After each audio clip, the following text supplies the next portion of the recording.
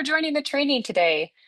We're going to take a look at CiviCRM Spark and dig into an overview of what the software can bring to the table. So today's plan is to look at CiviCRM Spark and how that compares to other options for getting started with CiviCRM. We'll take a look into the navigating the dashboard of CiviCRM, what it looks like to manage contacts within the Spark instance, contributions and memberships, setting up the basics of events and email, and then provide a recap of where to find help. So who am I? My name is Jenna Dillette. I lead the team here at Square. I live in beautiful Southern Colorado in a little town called Alamosa. And who we are at Square, we've been working with nonprofits and membership associations supporting CiviCRM systems since 2008. We're a team of 13, and I like to think of us as being constructively opinionated.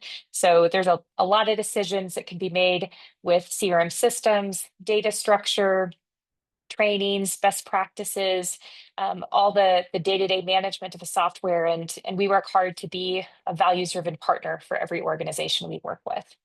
So what is CiviCRM Spark? You can get started by going to civicrm.com/spark. And a lot of the slides ahead will really just be screenshots of information that's available on that website. It's moving beyond spreadsheets. Every organization probably still has a few spreadsheets laying around. Some folks who are attending this training, you may be looking to move out of spreadsheets. You may be looking to move away from a current CRM system that you're supplementing because of spreadsheets. Whatever it is, a CRM is a contact management system that holds that beating heart of your organization. The activities, the actions, the emails, the memberships, all the things that people do in response and in engagement with your organization. So CiviCRM Spark fits into one of kind of four different categories of the way that you can use CiviCRM, which is an open source contact management system. The first option, you can just do it yourself. This is open source software. You can download it, you can set it up for yourself, for your organization. You can play around with it. CiviCRM Spark is sort of the next version. It's a lightweight version that is maintained by the core team, so you don't have to worry about the hosting cost or security updates. All of that is baked into the cost that you pay. You'll see in some slides ahead some of the limitations of the system, but at the price point, you get an enormous amount of functionality. The next option here in this screenshot is about CiviCRM in the cloud. What that is sort of a SaaS-like version of some CiviCRM experts have put together an offering of CiviCRM where that ongoing kind of maintenance and security is all managed by the system and or by the organization. And in some cases, there might be some additional customizations that the agency has added to the CiviCRM instance to add more features. And then finally, you can work with a partner.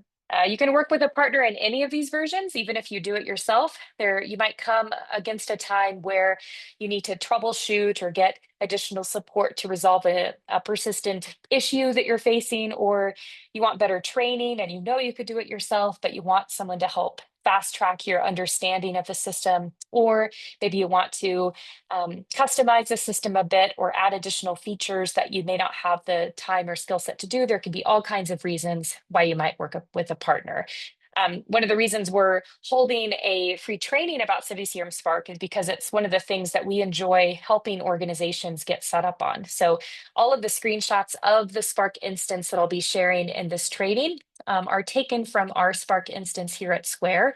That way we have an instance that we can demo to organizations to show what's possible, help them get started, help them identify that when they're interested in working in CiviCRM, which version of CiviCRM is the best. Is CiviSpark, Civi Standalone, or CiviCRM with Drupal, Joomla, WordPress, or Backdrop? So there are a ton of options, which can feel great and also at times can feel overwhelming. So working with a partner is a great way to help navigate and understand what option makes the most sense for your organization. So let's dig in a little bit more about what Spark brings to the table. So like I already mentioned, it's a lightweight hosted version of CiviCRM. So it's a quick setup. In a few slides, you'll see what that sign up form looks like. It's intended for small to medium-sized organizations. Part of that is because of the specific limitations built in for the number of contacts that can be managed. The important bolded piece here is the enormous amount of functionality that you get at a ridiculously low price. And you'll see that in the next slide of what the price point is. It's important to note that it's not a replacement for the full version of CiviCRM. And it's not a replacement for support that you can get from the community, but it does get you started. So whether you want to just experiment or supplement another system that you have with additional functionality, it's a great way to get started with a CRM system. There is a 30-day money back guarantee. So if you give it a try, you've signed up, but you realize maybe you need the full version of CiviCRM, or you're evaluating CiviCRM Spark against other CRM solutions and you decide to go with an alternative product. If you choose within that 30 days that it's not going to work, you do get your money back. So there is kind of that trial period, which is makes it even more of a low risk. From an investment standpoint, this ridiculously low price, there are 3 tiers, and there's different offerings within each of the 3 tiers of Spark. There's the starter, which allows for up to 5,000 contacts. And the primary difference is that it does not include Civi mailing. And so you wouldn't be able to send bulk emails from the system. Then you have the essential plan for $30 that does include Civi Mail, as well as the Mosaico extension for kind of that drag and drop email builder. It also can hold additional contacts. And then Pro, you can hold up to 10,000 contacts. And so there's also more extensions available in the Pro plan at that slightly higher price point. Still limited. You won't be able to install every single extension that's available within the CiviCRM community, but there's many of the most highly used and well-maintained extensions available. If you're interested in getting started, there's a simple sign-up form on the civicrm.com/spark, and it's a contribution form. If you know your way around CiviCRM, you'll select which membership you're wanting to sign up for, the starter, essentials, or pro plan. That is renewed monthly, so you'll be charged monthly for that service. You enter in the site name. So what is your organization's name? That's what will appear at the top. You'll see that at a few slides ahead. You enter in the domain name. At the Pro plan, you can have a customized domain and can reach out about that. You also will select the language, the default language that you want your instance to be in. This is important because CiviCRM is a very internationalized software, and which is a great thing because it serves organizations all around the world. And so having that available in Spark 2 speaks to the work of so many CiviCRM partners and organizations around the world that do the work to make sure that the software is kept generalized and translated for a wide range of use. So let's dive into the system. We'll look first at navigating the dashboard.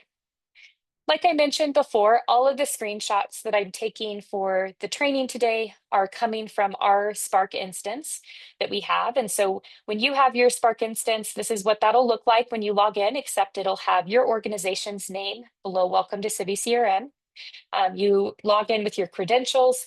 One thing I'll note before we go to additional slides is the ability that you have to create different user roles and permissions for what folks within your organization can see and do within the system.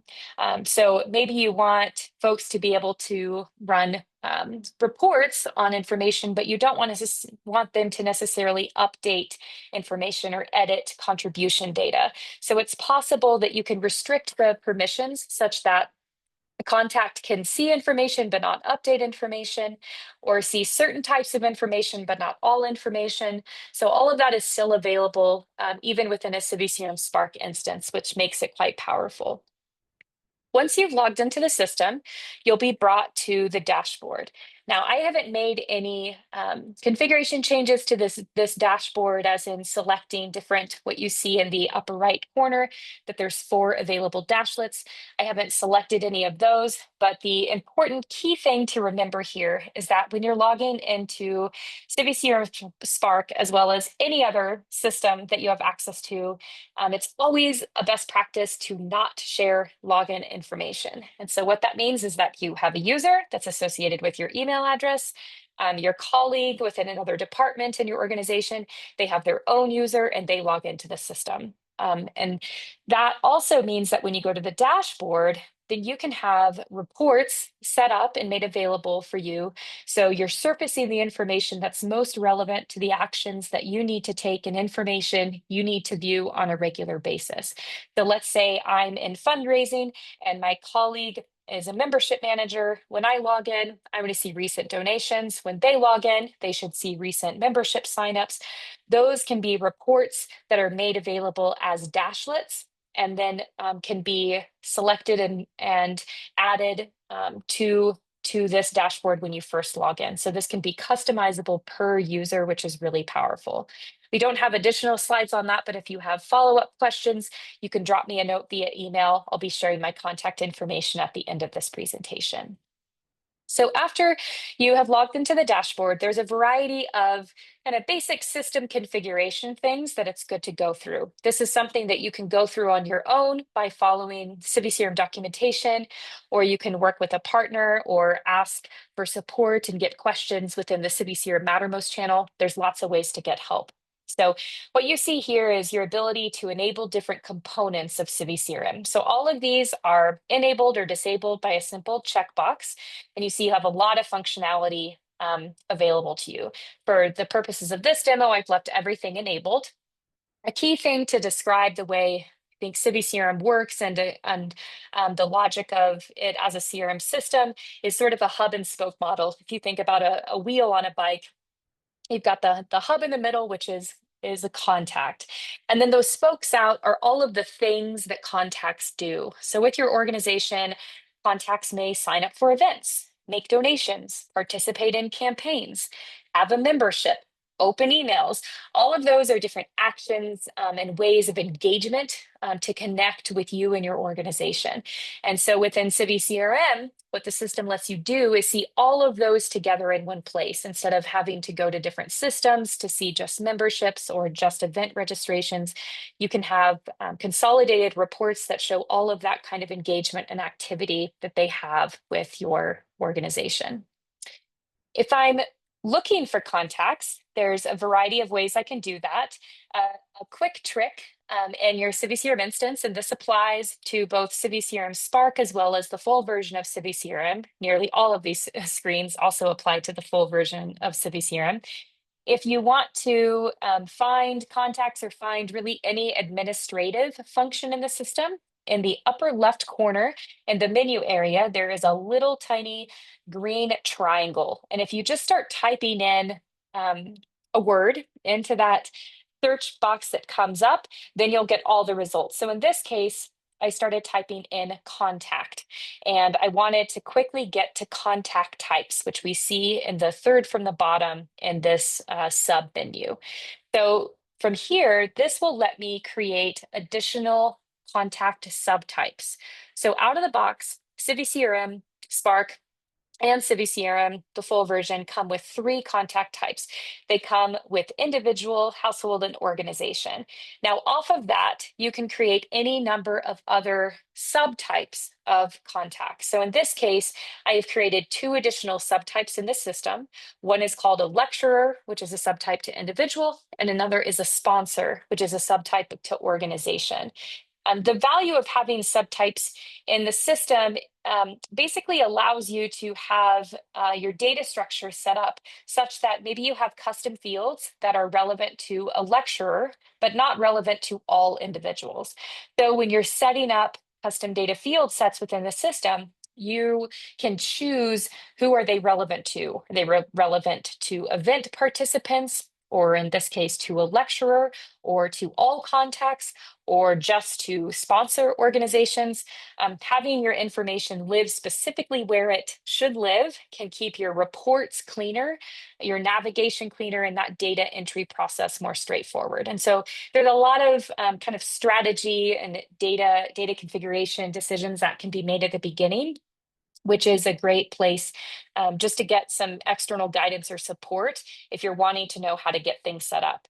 The other thing is you can always try and then delete if you don't like the way you've set something up. So this is a screenshot of just what custom data looks like in the system. you see that I have just two custom data field sets that have been set up. One is relevant for cases. We won't dig into cases during this training. There's a lot that can be said about cases, and it really deserves its own full hour.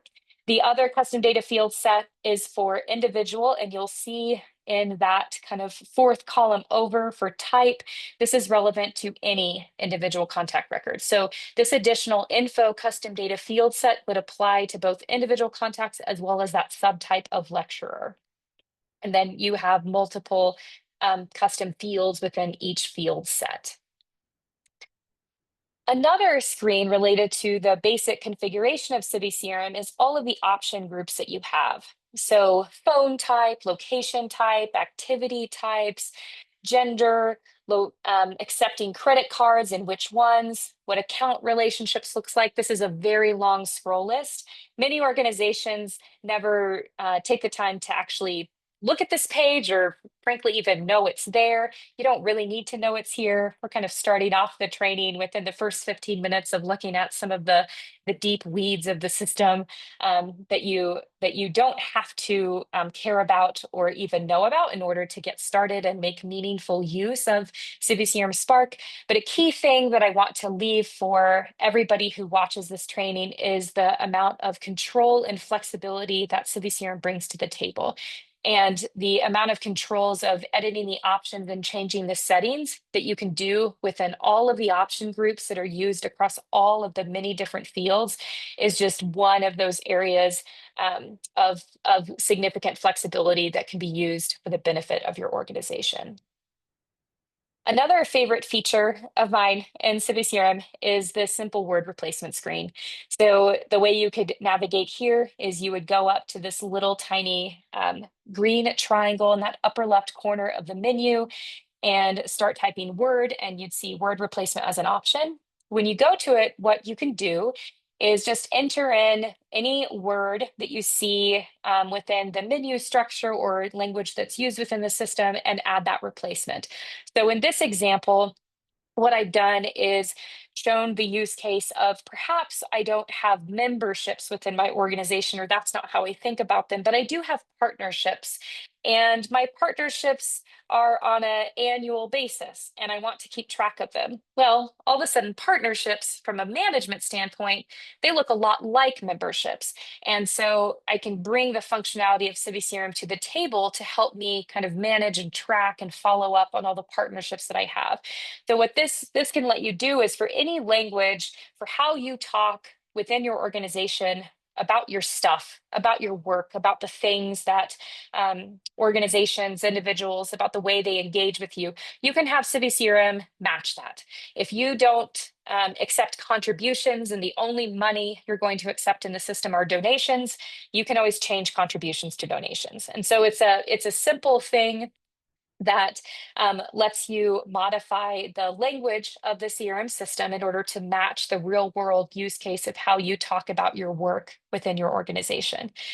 Another fun April Fool's trick that I'll recommend is that you could change contacts to dragons. So then you could create a new dragon or run dragon reports. And so on April 1st, when everybody is changing their contacts to dragons, I will take happy and full credit on that. So I try to include the word replacement screen in all trainings I do, no matter what the actual topic is. It's just a fun and useful feature to have the system match your real world use case.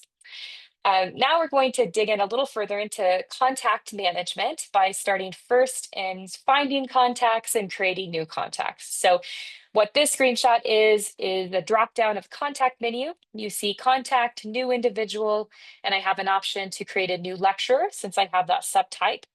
When I go to create a new individual, there are a variety of fields. You'll see none of them are required for creating a new contact. You can change that within settings if you want, but that's by design. When you're creating a new contact, you enter first name, last name. Do they have an employer, their email, their phone? You can add multiple emails and phones and have those be of different types. You see that additional info custom data field set is also available on the screen with a few fields like favorite color and favorite movie, which would never really exist in probably anybody's CRM system, but are really great demo fields. Then you can enter in their address information and select the type. Is this their main address, their billing address, their home address? All of those are different options that can be modified. So you can either expand location types or make fewer location types available in the system. And then you also have communication preferences available, especially in donor management or high value contact management. Being able to control the preference of how you should engage with contacts in your system is really powerful. A little quick tip here too, anytime you see a little blue wrench, which you can see next to SMS under preferred communication method, as well as preferred language, there's a little blue wrench. That means that those fields are available for additional configuration. So you can add or remove options that exist within those lists. This also relates to permission control. Pointing at that little wrench also reminds me to remind you that you may want to lock that down. And so not everybody who has access to CiviCRM should probably have the ability to change field options. And so that's something that can be set up when you're first configuring the system of setup, say, have two different roles at least in the system. One that will be your full administrative role to make changes to all of these different options that you have, create custom fields, do access to full reporting.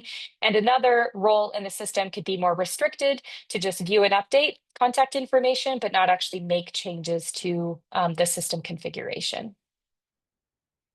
Scrolling down a little bit further on still creating a new contact record, you can add additional notes, select information about demographic information, and also add them to various tags or groups that exist in the system. Once you click save, you'll be brought to a contact record. So this is my test contact record in our demo system. You can see my employer, my role, my two different phone numbers, my work number versus a mobile. I also have a work website, and you can see that I'm sharing an address. And so I have my main home address, and I also have an address belonging to Square. That means that if this address were to be updated on Square's contact record, that would automatically apply and be updated on my contact record. The value of sharing addresses between contacts is when, let's say, you're doing a physical bulk mailing and you want to send everybody an invitation. And because of the nature of your organization, you want to send it to their work address. Well, there may be 7 different people that all work at the same organization and will all get your mailing, and it will be individually addressed to them and sent to them at work. And that's possible because they can have their work address on that contact record. So when you're doing a mail merge out of CiviCRM that has, tokenized pages that you're printing directly from the system, which we can cover in a future training potentially. All of that can pull tokenized the billing address on a individual contact's record, which in this case happens to belong to my employer. So it's a really helpful thing to be able to share information between contacts, so you're not feeling like you have to update information in 2 places.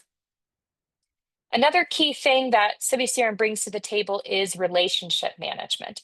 And so what I've done here is I've just clicked on that relationships tab on the left-hand side of my test contact record. You can see in the purposes of this demo, I have 2 relationships that are enabled. One is my employee relationship and the other is my spouse relationship. There's an unlimited number of relationships that can be set up in the system. There's many that come out of the box with the platform, and all of those can be modified by you when you're doing the system configuration. You can add relationships, disable relationships, change the label of what they look like. A key thing that you see here is that you also will be able to track inactive relationships. This is really helpful for governance purposes. So let's say your organization, you want to track board members, and you want to track the historical engagement of board members. So in the future, you can run special reports on board members and giving history or relationships that board members have brought to the table that you've been able to leverage for the advancement of your mission. So that would be a relationship type that would have a start date and end date. And so it's all still available on a contact record and visible long into the future, no matter who's working within your organization. Years ago, when I was working as a development director for a human service organization, a regular thing that all of us did in the department was try to sort of download our executive director's brain and meaningfully put that information somewhere.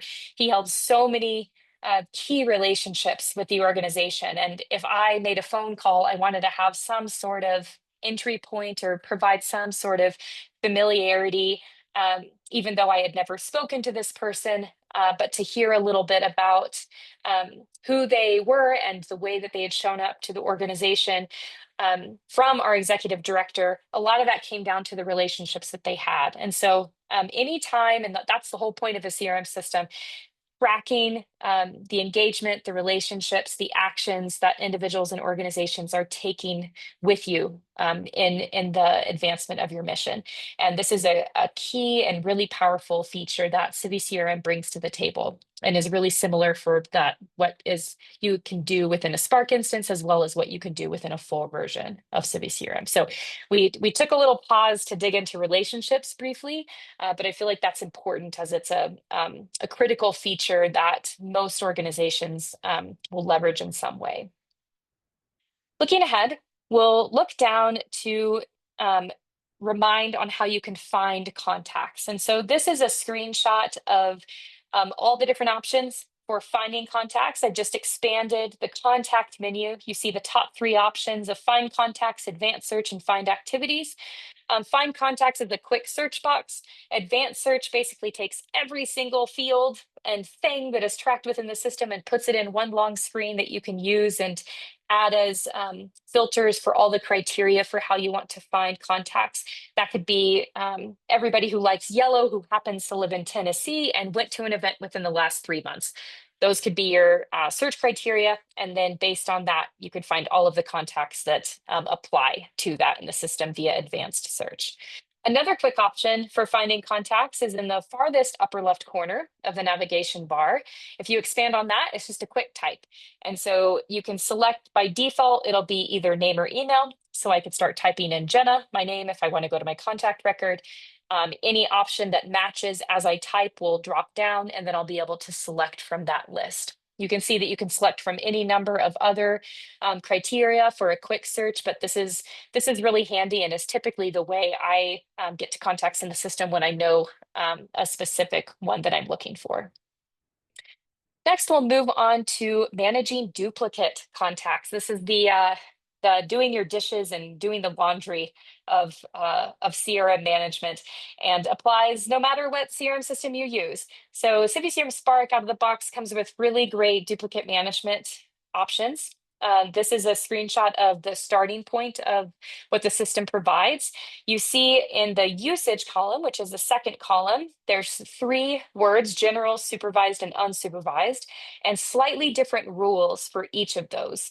The unsupervised rule is the rule that the system uses when any new contact is added into it. So that could be an event registration form. Someone signs up to attend an event and their information is added to the system, or you go to create a new contact record, or someone makes a donation and that donation is recorded and their contact record is created in CiviCRM.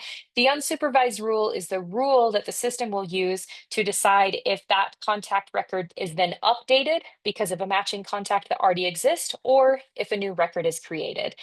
You see in the right-hand corner that there is the ability to edit that rule.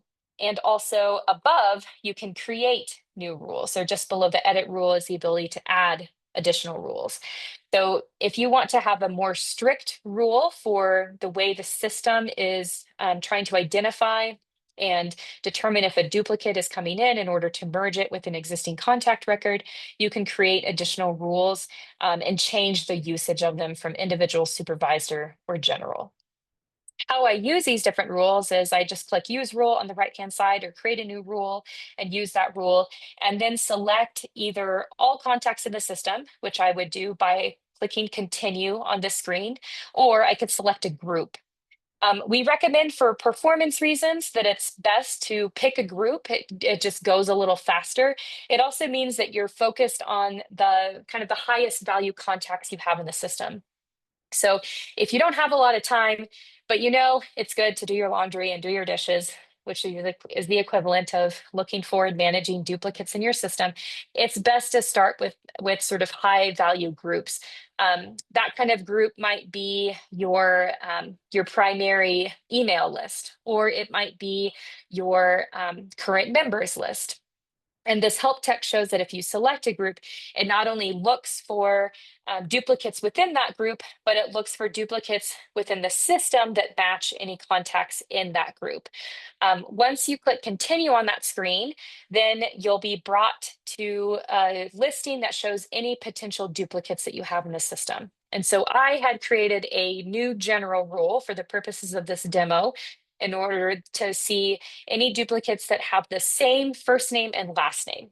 And then I created a second record for myself with the same first name and last name, so I could make sure that I had a duplicate in my fairly sparse CiviCRM Spark instance. And here we have contact one, Jenna Dillette, and contact two, Jenna Dillette, but they have two different email addresses.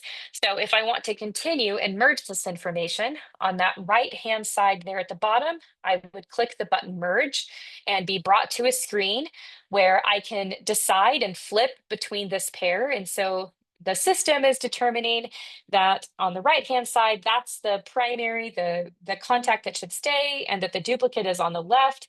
If I think that should actually be flipped, then I can just flip that pair. And then as I scroll down, it'll let me select the information that I want to merge from one contact record into the other. So this is a good practice to have to just do on a regular basis, say, the first Tuesday of every month for an hour or something in the morning. This is one of those things that it's good to kind of bake into the schedule of your overall CRM and data management. That really secures both the time and money investment that you put into it in the beginning, and it gives it as a sort of a gift into the future for any organizations or team members, not organizations, team members that come ahead, that will also be in the system, having it as clean as possible.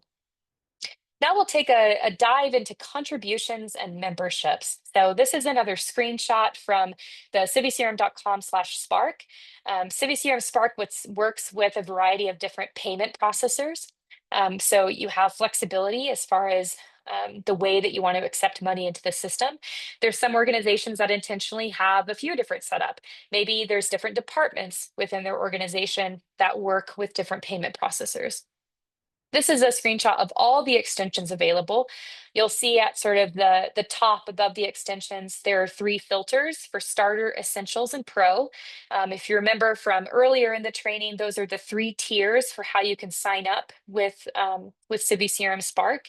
The Starter is the most limited of which extensions are available, and Pro includes all of these extensions. We won't dig into the specific functionality of most of these. We'll touch on Mosaico later in the training, but there's a lot of functionality that's brought to the table with each of these. Looking further at contributions, what we have here is a view again of my demo contact record in our CiviSpark instance, and you see that I have 5 different contributions. In the second column, you'll see the type of contribution. So there's a few stipends, there's a donation, and there's also an event fee. Then in the date column, you see when that contribution took place, as well as then the status over on the right-hand side, whether it's completed or in one case, a pending pay later. So all of those, the financial types, all of those can be set up and configured as needed when you're getting started. Here's a view of what it looks like to add a contribution to the system. First thing you'll do, which is required, it has that little red asterisk next to it. You'll select which financial type the funds relate to, as well as the amount, and you have the ability to choose currency. The currency selection is also something that there's options for how you can configure that depending on where you're operating or if you accept money in multiple currencies. You then have the ability to update the status of the contribution as well as relate it to a specific campaign that it may be part of. You can also add a contribution date. Let's say you had a big gala last week and you have a pile of checks on your desk and you're catching up. Maybe those should be backdated and you enter in a check number there under payment details below, just above the save button. There's additional information you can add, such as giving a soft credit, that maybe there's one or multiple different organizations and individuals that should have a soft credit on this contribution. And there's various options for what that soft credit should look like in honor of, in memory of, etc. Then you can relate it to a specific contribution page if how it came in. Contribution data is another thing that you can create a custom data field set around. So let's say that there's more things that your organization keeps track of related to gifts that come in, additional metrics or information for reporting purposes. All of that could be set up as custom fields and then made available on contribution records. And so in that case, there could be an additional field set that would display below details for you to select that information that you record. Then all that would be also available in all of the out of the box contribution reports.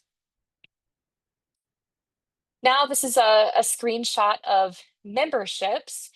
You see here, I have a membership that I've enabled on my demo contact record called a regular membership. We see the send state, the start date, when it expires, the status. You can set up any number of membership types in the system. Maybe they're fixed on a calendar year, or they're rolling, or they're lifetime. There's also a lot of rules that can be set up related to the inheritance of a membership. So let's say that any employee of an organization that's a member also inherits that membership. That may give them access to different benefits or information as a member. So all of that can be set up in the system. Really complex membership rules and relationship inheritance logic can apply. From here, we can take a look, kind of tying together the discussion of contributions and memberships, take a look at contribution pages. In our demo system, we just have two set up. One is a donation form and another is a membership sign up form. And you can set up any number of contribution forms in the system, and those can relate to different payment processors if you have one or more enabled in the system. Some organizations that we work with, they may have multiple donation forms set up, and the only difference that might exist between those forms is a different default value. So at the end of year campaign, there's different research and study that has been done on the giving trends and history of folks and what motivates people to give more, or just a little bit more than what they would normally give. And sometimes that default amount. So by looking at past gifts that have been given and then kind of splitting your group of donors into, say, 2 or 3 different groupings, and then emailing them your end of year campaign or your special campaign announcement and call to action, and having that link to a donation form that maybe the only difference is that donation amount. That's something that you can play with to just see what sort of additional impact you can bring in for your organization. We talked earlier about financial accounts and types, and so I've included a few shots of that. This is a screenshot of CiviCRM Spark that you don't have to know about or care about or make any changes to. This is also in the category of you have flexibility, you have control. If you want, you can have the financial accounts set up in such a way that they actually match your accounting codes that you use. That can make some of the bookkeeping and financial reports that come out of the box with the system that much more useful. It's not required, but you do have this available to you to take a look at your financial accounts. From there, you have any number of financial types that can be set up in the system. And so out of the box, there is campaign, donation, event, and member dues. Stipend is something that I added for the purposes of another demo that we were doing. If you wanted additional financial types because of the way you think about event money or membership money or campaigns, you can set up as many financial types as needed. Financial types are especially valuable when you're creating price sets. And so what we have here is contributions, and then the drop down to setting up a new price set or managing price sets, which is what that red arrow points to. Price sets are really helpful for, say, event registration or a membership sign up, because maybe you want to have an optional donation added on to the event registration or the membership sign up.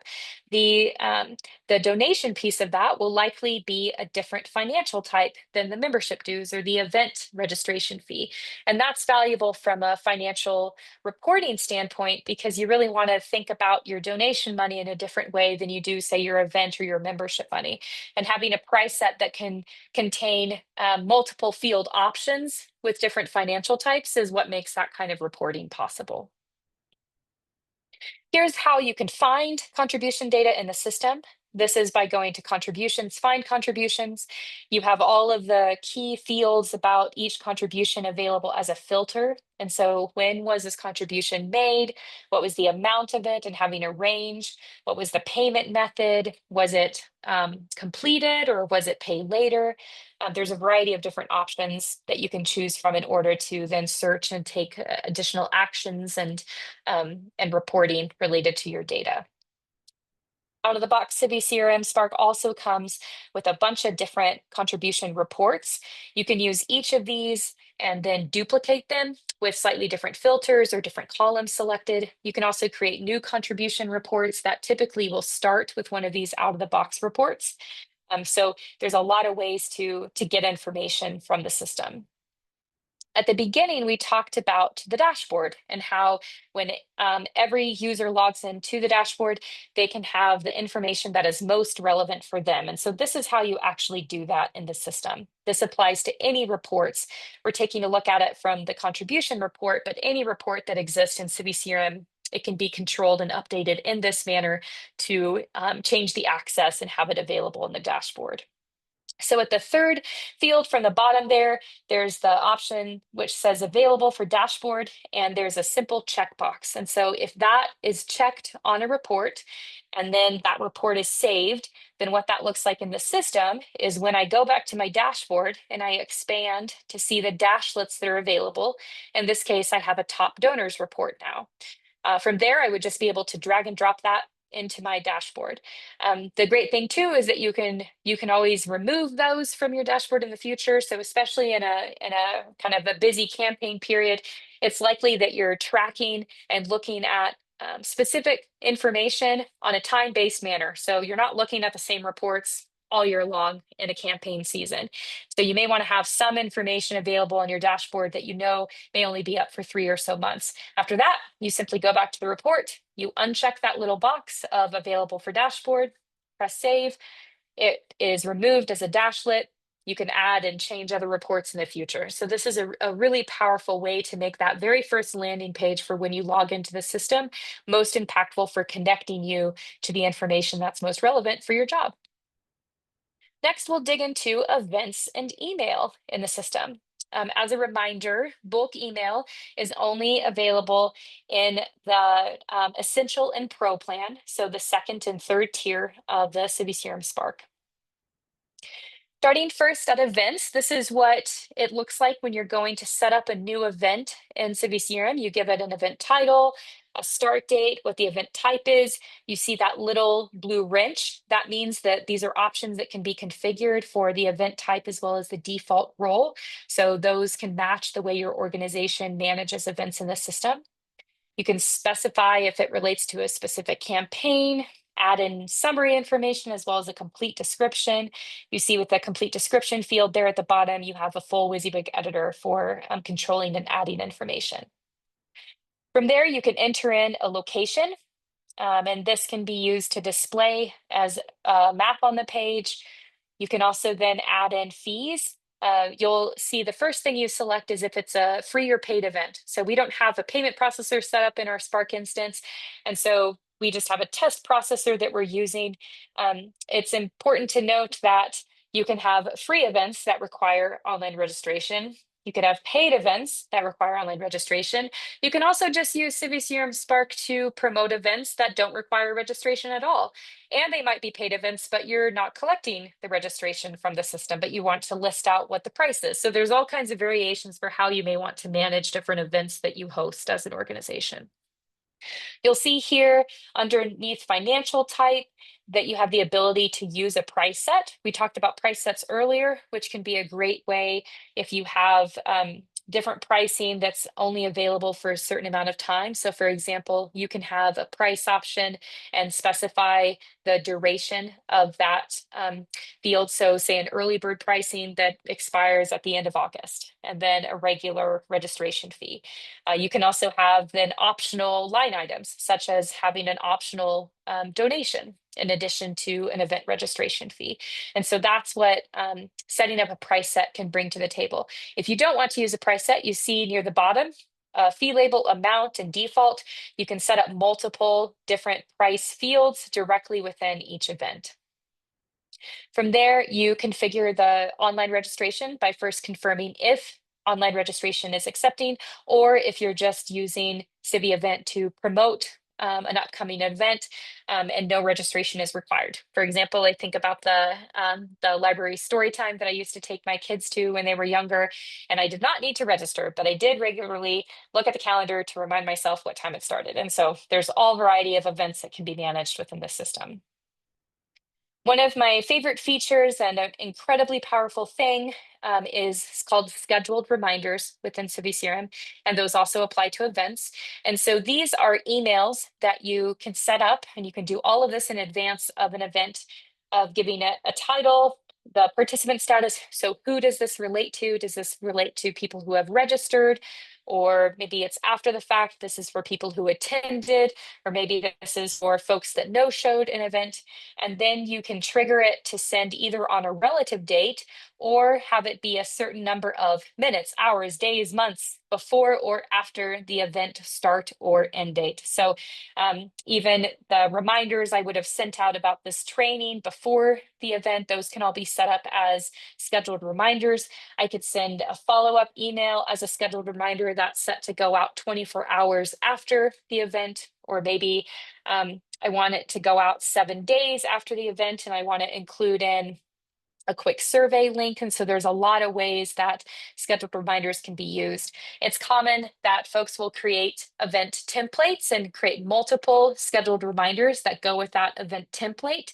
And then you know that there's just specific elements of that messaging that you change when you're using that template each time. From there, you enter in the subject. You see that on the right-hand side of reminder subject, you have the ability to use and include tokens. That also applies to the body. You have full access to tokens: first name, last name, address, event, registration date, event title, event time, all kinds of tokens to make the information in the email as specific as possible and being pulled automatically from the information that was entered in about the event and that the participant entered about themselves when they registered. We touched briefly on event templates. Wanted to just quickly show that screen. You would be able to find this if you scroll down from events to event templates. Like I mentioned, this is a way that you can set up a lot of information that might be consistent across a series or type of event that you regularly host. So you don't have to go through that process of event setup every single time. There are a lot of fields that can be set up and with information added. And the more you just have that live in a template, and then you know the few fields that you need to edit in the future, that makes a lot more sense for just ongoing easy management. This final screenshot with events is just what the registration form looks like. So I was testing from a fall gala event. In this case, I just had a few basic fields set up for that registration: first name, last name, that favorite field of mine, favorite color, and email address. So it's just a simple form. You can always link to this from your existing website to collect that registration. All of that will then automatically go back to CiviCRM and update in your contact record, in your contact system. This should look familiar to other data that we found: find contributions, find memberships. This is the find participants view. So you would go to events in the top menu bar, events, find participants, and you see here you have a variety of filter options available for the way you want to search for contacts in the system. When did they register? What was the event that they registered for? Or was it, I want to know anybody who registered for a specific event type and then take action on them. There are also a variety of event reports available out of the box. like all other reports, you can start with these, duplicate them, change the columns and the filters available within the reports, have available as a dashlet and add to your dashboard for ongoing access, all of the above. Next, we'll take a look at mailings. There's two primary mailing types available within CiviCRM Spark. There's traditional mailing. Under mailings, you see mailings, and the second option is new mailing traditional. That's what we'll look at first. And the second option is using the Mosaico extension.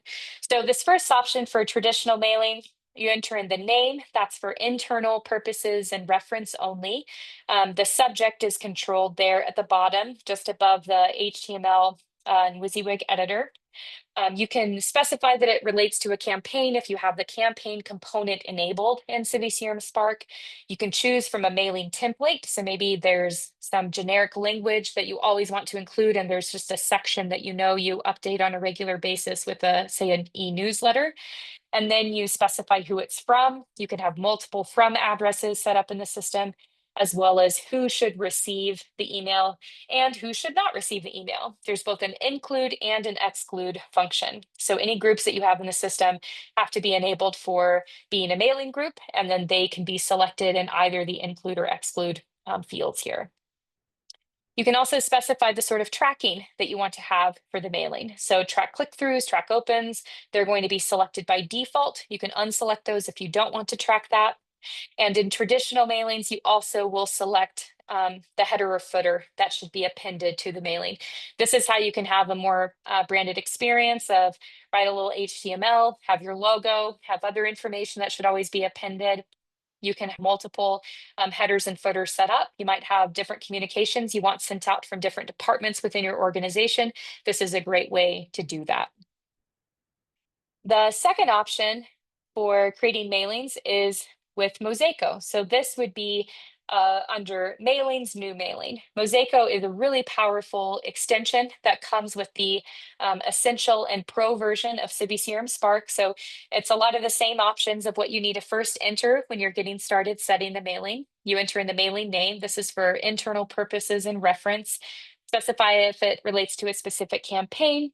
Say who it's from, say who the recipients are, both include and if there's any groups that you want excluded from receiving the mailing. Give it a subject, which includes the ability to have a tokenized link. And then from there, you'll be able to create a mailing. So these are all the different block types that are available with Mosaico. Most organizations, what we recommend and when we're helping them get started is that we'll create some mailing templates. So we add your organization logo, we change the colors to match your branding. This is what some of that looks like with just a little bit of tweak. You can change some of this. You can change your text type, the size of your heading, font. Maybe you want rounded buttons instead of square buttons. Maybe you want to change the background from this really dark gray to this lighter gray, or maybe you want it blue. In the upper left corner under main style, you see that you can control those settings on a global, so they can apply to every single block, or you can toggle that over and have that update just one individual block. And so what we recommend is creating initial Mosaico templates, and then your organization, all folks within your organization that create mailings, they can select from those templates to make that email creation process just that much quicker and more efficient. This is especially helpful if you have multiple departments who are sending out communications and you want to make sure that no matter who is working on sending that communication, you have a consistent branded experience. Templates are a great way to go about that, of having a lot of these kind of configuration and style decisions already made in advance. This is that screenshot Mosaico templates. If you have a CiviCRM Spark instance, you can find this in the dropdown under mailings. You can also do a quick search for it by going to that little green triangle in the upper left corner and start typing in Mosaico, and you'll have the ability to select templates. When you add a new template, your experience will be a lot like this. You'll select the blocks you want, you'll change any settings about those blocks, click save, and then that'll be available for you and others in the system. Here's a quick view of all the out-of-the-box reports that come from mailings. All of these can be reused, duplicated, saved, made available as dashlets to display on your dashboard. Lots of power here for seeing the way people are engaging with your communications. This is a dive into groups. We could have done this before we talked about emails. Emails must be sent to groups, so we're doing it a little bit in reverse. There's two main group types in CiviCRM. There are basic groups. Those are groups that you create and that you manually add or remove contacts from them. And there's also smart groups. So when you're setting up a new group, you give it a public group title.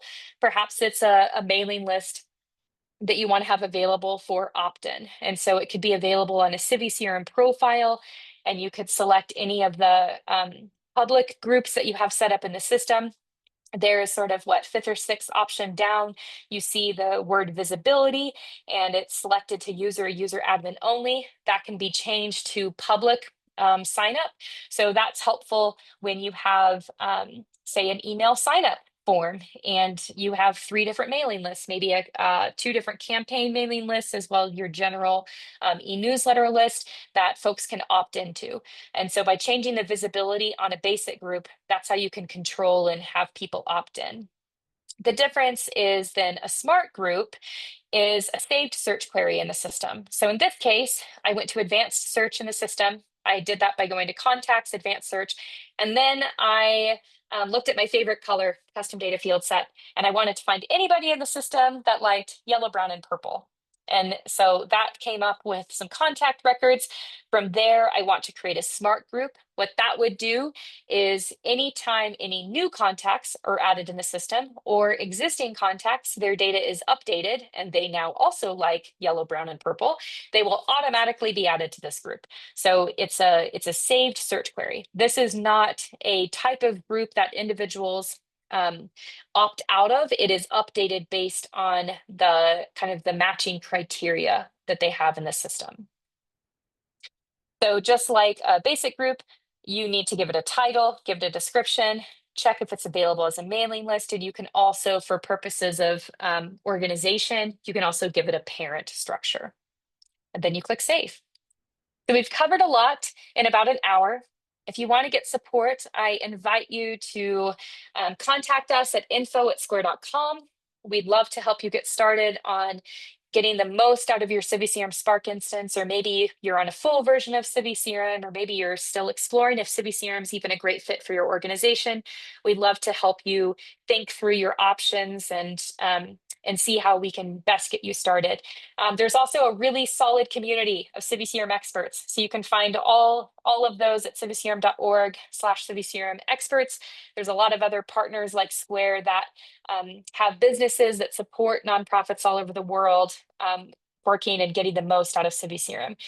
There's also a great chat community. So lots of different channels that if you want one-off support with something, you can go to any one of those channels and join them all at chat.civicrm.org. So there's lots of different ways to get support. And thanks for taking the time and joining today. And I hope you get the most out of your CRM system.